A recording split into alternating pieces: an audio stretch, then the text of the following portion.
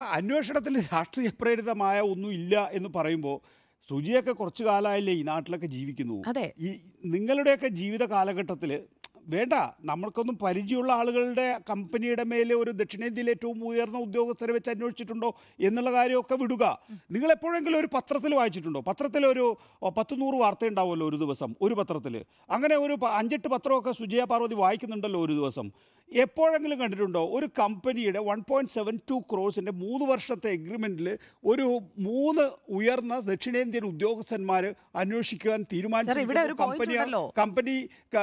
കമ്പനിക്കാര്യ മന്ത്രാലയം എന്ന് പറയുമ്പോൾ അതിനകത്ത് മാത്രമല്ല അവർ 4 മാസം വളരെ സ്ഫടികം പോലെ പറഞ്ഞിരിക്കുകയല്ലേ. 4 മാസം എന്ന് പറയുന്നത് എന്താ? ഫെബ്രുവരി, മാർച്ച്, ഏപ്രിൽ, മെയ്യിൽ തന്നാൽ മതി. സത്യപ്രതിജ്ഞ കഴിഞ്ഞിട്ട് തന്നാൽ മതി എന്നേ.